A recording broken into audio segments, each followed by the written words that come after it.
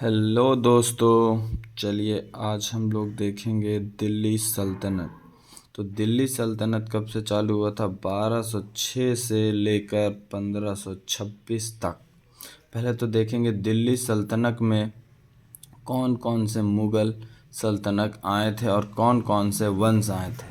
तो हम लोग पहले देखेंगे इसका शॉर्टकट ऐसे होता है याद करने का। गुलाब खिले तो सांस लो।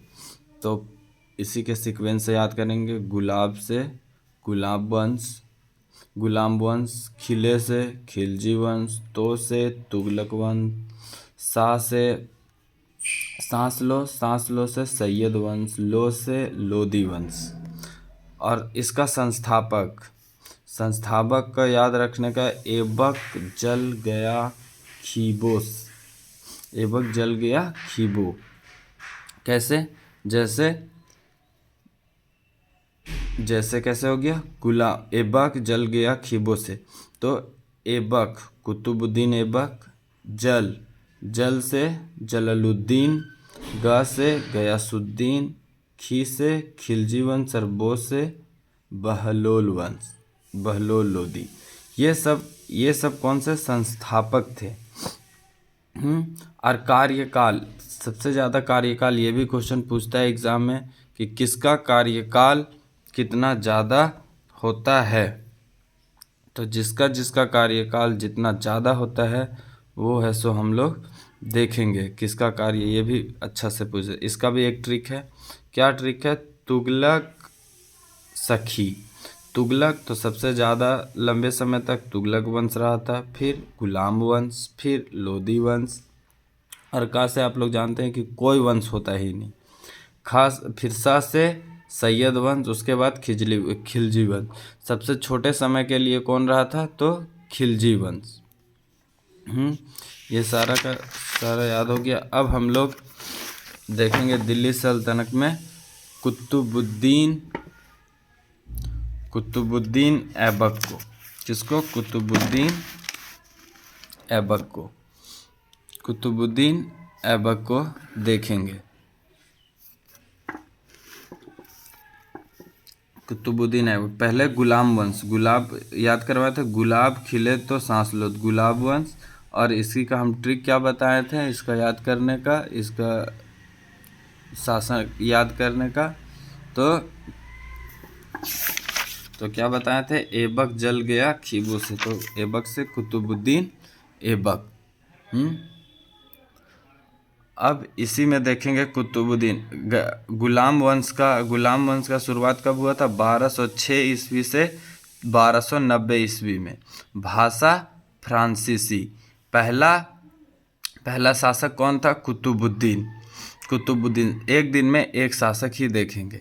कुतुबुद्दीन ऐबक पहला शासक, कुतुबुद्दीन ऐबक। ये शॉर्टकट है, मतलब जो इम्पोर्टेंट पॉइंट है यही इसमें सिर्फ बताएंगे, इसके अलावा कोई नहीं। ये एक तरह का रिवीजन है जो कि जल्दी से क्विक रिवीजन एग्ज़ाम के समय में किया जाता है, उस टाइप से यह नोट्स को बनाया गया है। कुतुबुद्दीन ऐबक 1206 से 1210 ईस्वी तक रहा है।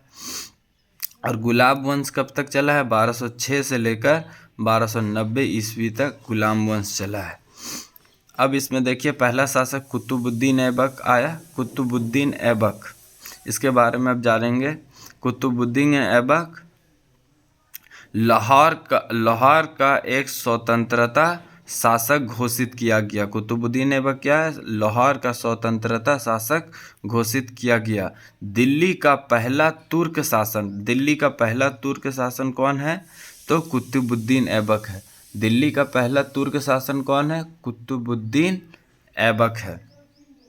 लाख बख्श किसे कहते हैं? लाख बख्श भी कुतुबुद्दीन ऐबक को कहते हैं। लाख बख्श किसे कहते हैं? कुतुबुद्दीन ऐबक को कहते हैं। कुरान खान भी कुतुबुद्दीन ऐबक को कहते हैं। इसके दरबार में, ये भी क्वेश्चन बहुत सारा पूछता है, कौन किसके दरबार में रहता है? तो इसके दरबार में मिन्हाज उल सिर्राज रहते थे। और इनका एक पुस्तक है तबाकक ए नासरी। और इसी के दरबार में हसन निजामी भी रहते थे, जिनका पुस्तक है ताज उल नासरी। ये दोनों क्वेश्चन पूछा गया है। क्वेश्चन भी इसके बाद दिल्ली सल्तनत पूरा पढ़ाने के बाद इसका सारा का सारा क्वेश्चन भी करेंगे। कुतुबुद्दीन ऐबक, हातिम भी कहा जाता था कुतुबुद्दीन ऐबक को। उपाधि सिपलाहकार की उपाधि रखा यह उपाधि रखा। और दिल्ली का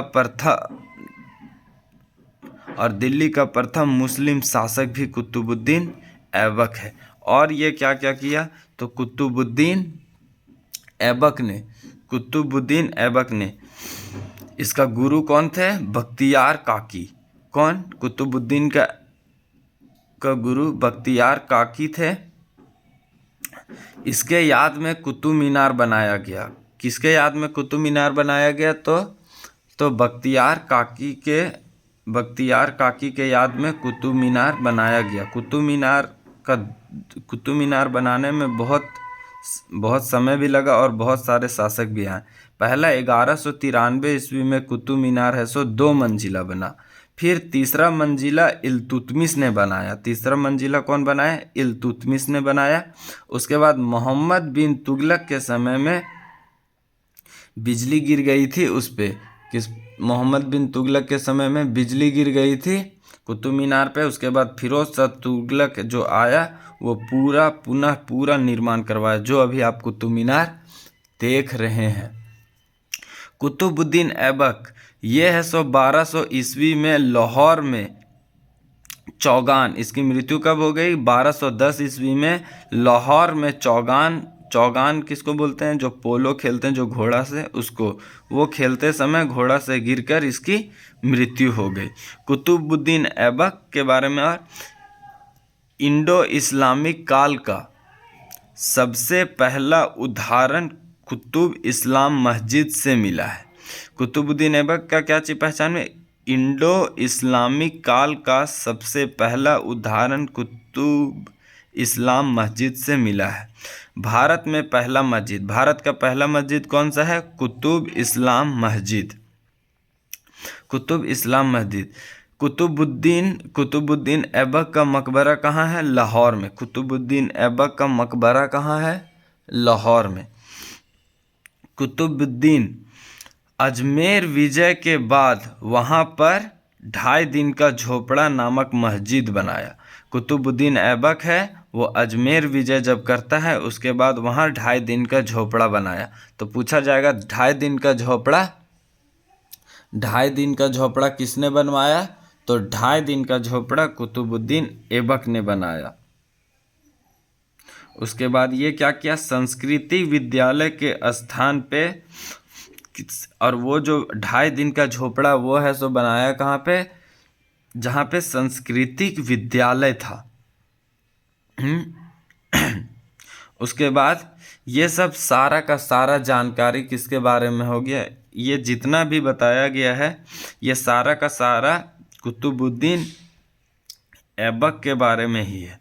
कुतुबुद्दीन ऐबक के, अब दिल्ली सल्तनत को एक बार और क्विक रिवीजन टाइप का कर लेते हैं, जिसमें देखते हैं जल्दी से। जैसे दिल्ली सल्तनत कब से, 1206 से 1526 तक चला है। इसमें कितने वंश आए हैं, तो इसमें 5 वंश आए हैं। कौन कौन, गुलाब वंश, खिलजी वंश, तुगलक वंश, सैयद वंश, लोदी वंश। इसे याद करने का सबसे अच्छा तरीका है, गुलाब खिले तो सांस लो। गुलाब से गुलाम वंश, खिले तो खिलजी वंश, तो से तुगलक वंश, सा से सैयद वंश और ला से लोदी वंश। संस्थापक कौन है, ऐबक। इसका संस्थापक का याद रखने का तरीका है, ऐबक जल गया खीबो।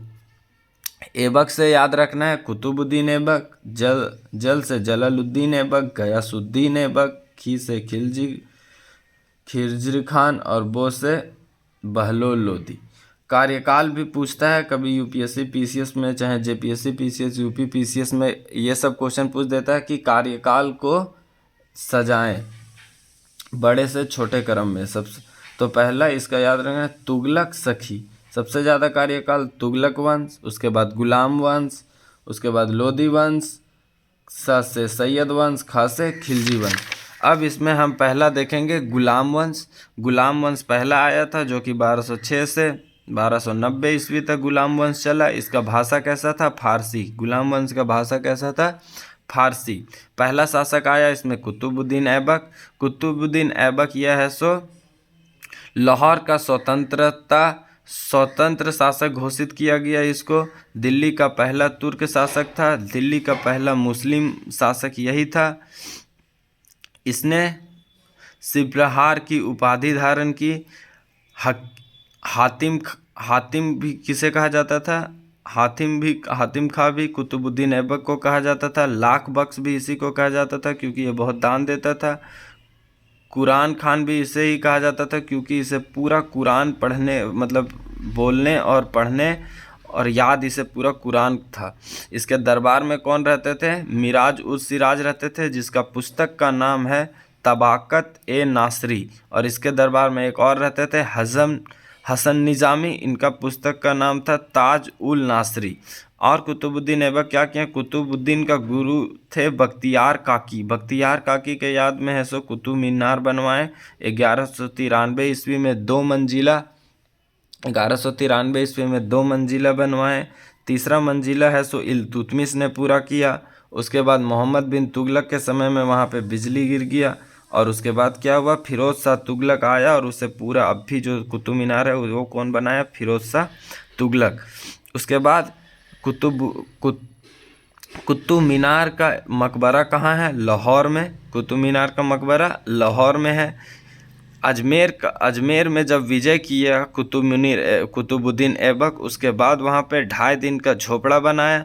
2.5 दिन का झोपड़ा कहाँ पे बनाया? तो वहाँ पे एक संस्कृत विद्यालय था, वहाँ पे बनाया। उसके बाद इंडो इस्लामिक काल का सबसे पहला मस्जिद है सो कुतुबुद्दीन ऐबक ही बनाया। हाँ, कुतुबुद्दीन इस्लाम मस्जिद ये भारत का पहला मस्जिद है। उसके बाद 1210 ईस्वी में लाहौर में चौगान खेलते समय इसका मृत्यु हो गया। चौगान मतलब घोड़े से गिरने के बाद, मतलब घोड़ा से खेल रहा था तो घोड़े से गिरने के बाद इसका मृत्यु हो गया। अलाउद्दीन खिलजी ने इस मीनार के रूप में अलाई मीनार बनवाया। इसी को देख के अलाउद्दीन खिलजी है सो कुतुब मीनार को देख के अलाई मीनार बनाया, लेकिन वह है सो सफल नहीं रहा। उसके बाद क्या किया? कुतुब इस्लाम मस्जिद के द्वार पर ही अलाई दरबार बनाया। ये जब हम लोग अलाउद्दीन खिलजी पढ़ेंगे तब हम लोग पूरा संपूर्ण जान लेंगे। अगर आप इस चैनल पे बने रहने के लिए सारा का सारा पूरा चीज़ पढ़ाया जाएगा। इस चैनल पे सारा का सारा रिवीजन विथ अमित, सारा का सारा चीज़ रिवीजन किया जाएगा नोट्स के साथ। PDF चाहिए होगा तो कमेंट में रिप्लाई दें कि हमें PDF चाहिए, हम भेज देंगे उसे।